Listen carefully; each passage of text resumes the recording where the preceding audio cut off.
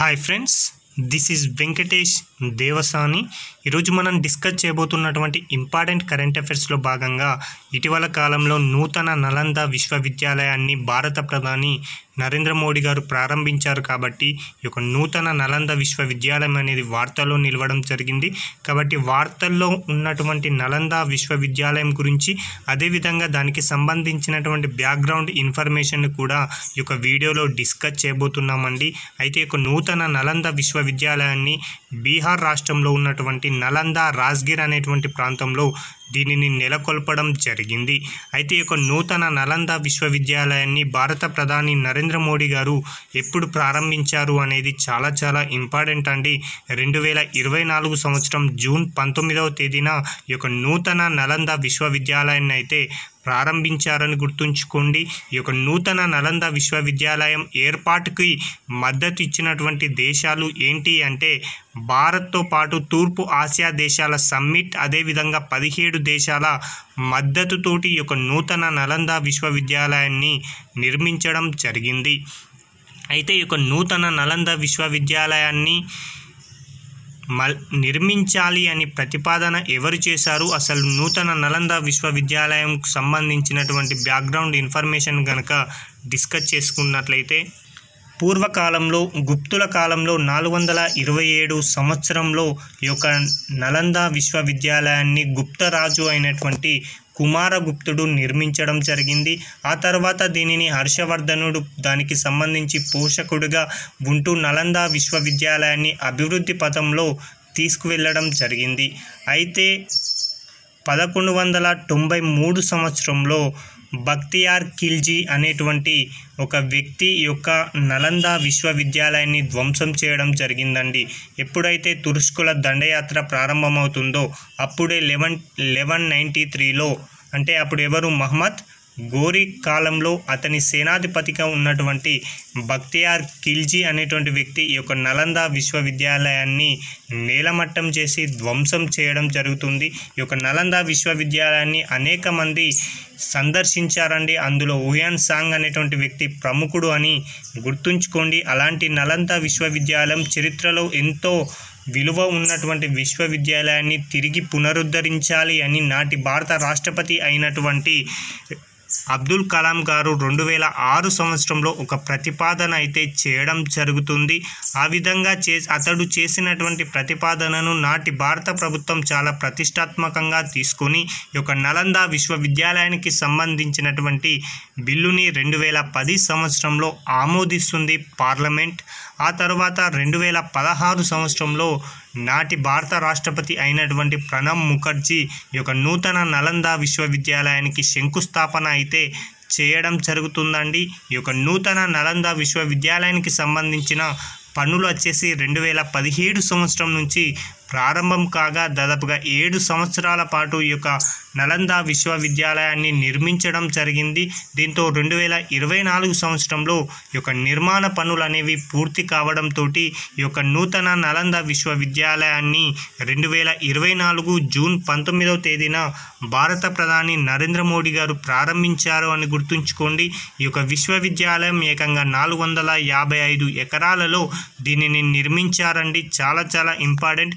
ఇక్కడ ఉన్న ప్రతి ఇన్ఫర్మేషన్ కూడా ఎగ్జామ్ పాయింట్ ఆఫ్ వ్యూలో స్టేట్మెంట్ రూపంలో అడగడానికి అవకాశం ఉంది. కాబట్టి ప్రతి అంశాన్ని గుర్తుంచుకోండి. ఇంతటి ప్రతిష్టాత్మకమైన నలంద విశ్వవిద్యాలయానికి 2016 సంవత్సరంలోనే ప్రపంచ వారసత్వ ప్రదేశంగా యునెస్కో గుర్తింపు కూడా లభించింది. చాలా ఇంపార్టెంట్ అండి. ఎగ్జామ్ పాయింట్ ఆఫ్ వ్యూలో ఇక్కడ నుంచి ప్రశ్న రావడానికి చాలా అవకాశం ఉంది. కాబట్టి క్లియర్గా చూసుకోండి.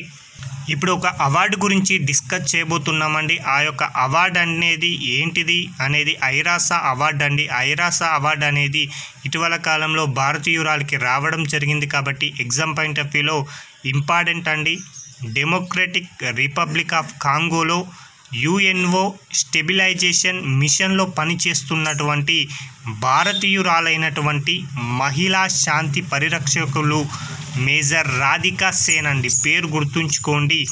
మేజర్ రాధికా సేన్ గారికి ఐక్యరాజ్య సమితి gender advocate of the year award 23 అనేది రావడం జరిగింది.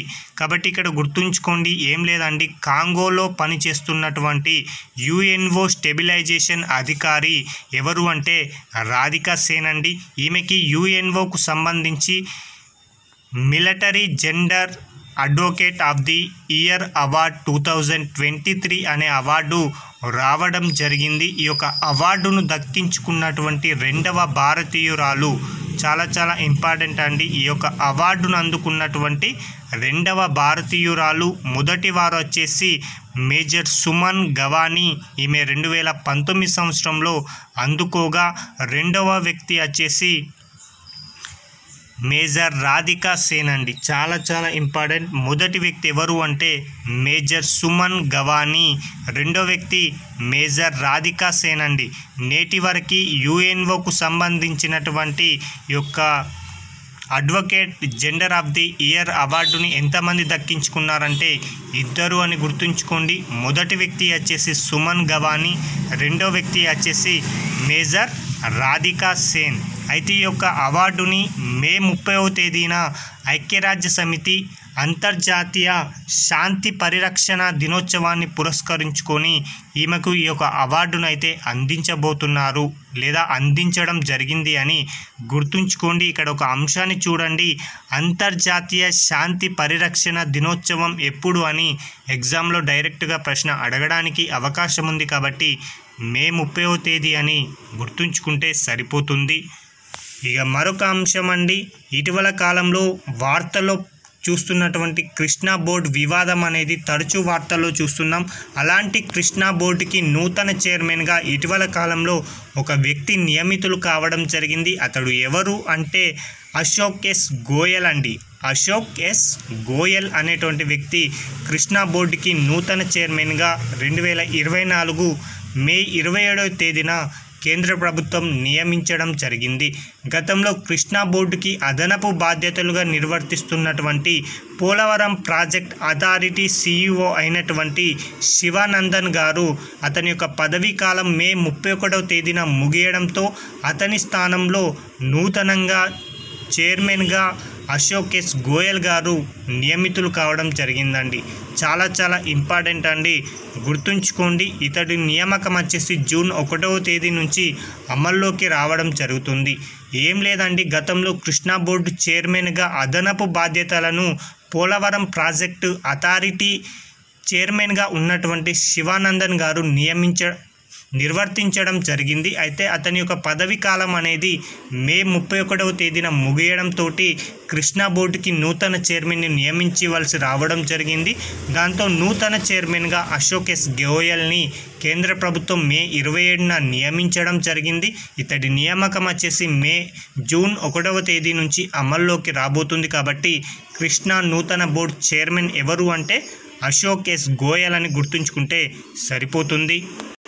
మరొకటండి, DRDO అత్యంత ప్రతిష్టాత్మకంగా నిర్వహించినటువంటి ఒక క్షిపణి పరీక్ష రుద్రం 2 అనేటువంటి క్షిపణి పరీక్ష అండి. చాలా ఇంపార్టెంట్. DRDO 2024 మే 29వ తేదీన ఒడిశాలో ఉన్నటువంటి బాలేశ్వర్ తీరానికి చేరువలో ఉదయం 11:30 ఈ యొక్క రుద్రం 2 క్షిపణి అనేటువంటి పరీక్షనైతే నిర్వహించడం జరిగింది. గగనతలంపై నుంచి నేలపై ఉన్నటువంటి లక్ష్యాలను ఛేదించగల ఈ యొక్క రుద్రం 2 అనే క్షిపణిని భారత్ ఇటీవల విజయవంతంగా పరీక్షించడం జరిగిందని గుర్తుంచుకోండి. ఈ యొక్క రుద్రం 2 క్షిపణి పరీక్షని వైమానిక దళానికి చెందినటువంటి సుఖోయ్ 30 MKI యుద్ధ విమానం నుంచి ఈ ప్రయోగాన్ని అయితే నిర్వహించడం జరిగింది. కాబట్టి ఎగ్జామ్ పాయింట్ ఆఫ్ వ్యూలో గుర్తుంచుకోండి, రుద్రం 2 క్షిపణి పరీక్ష ఎప్పుడు నిర్వహించారంటాడు మే 29 అని గుర్తుంచుకోండి.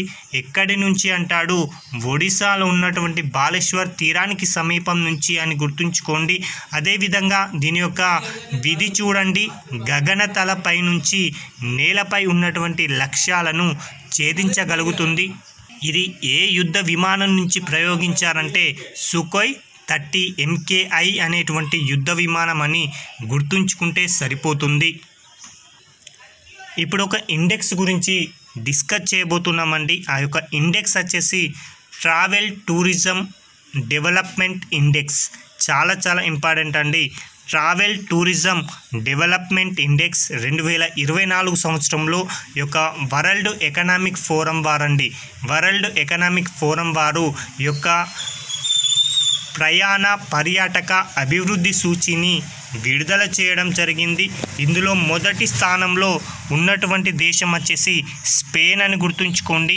రెండవ స్థానంలో వచ్చేసి జపాన్, మూడవ స్థానంలో వచ్చేసి ఫ్రాన్స్, నాలుగో స్థానంలో వచ్చేసి ఆస్ట్రేలియా ఉండడం జరిగింది. ఇందులో భారత్ స్థానం ఎంత అంటే మాత్రం 39 అని గుర్తుంచుకోండి. చాలా చాలా ఇంపార్టెంట్ అండి. ట్రావెల్ టూరిజం డెవలప్మెంట్ ఇండెక్స్ను ఎవరు విడుదల చేస్తారు అంటే వరల్డ్ ఎకనామిక్ ఫోరం అని గుర్తుంచుకోండి. ఇందులో మొదటి 4 దేశాలు ఏవి అంటాడు? Spain, Japan, France, Australia.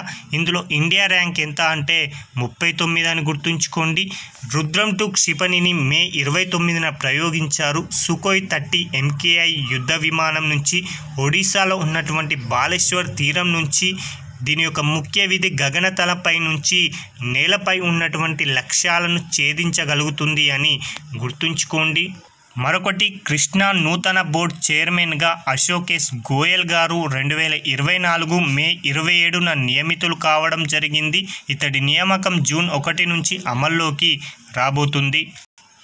Radhika Sen గారికి ఐక్యరాజ్య సమితికి సంబంధించినటువంటి military gender advocate of the year award 2023 సంవత్సరానికి వచ్చిందని గుర్తుంచుకోండి.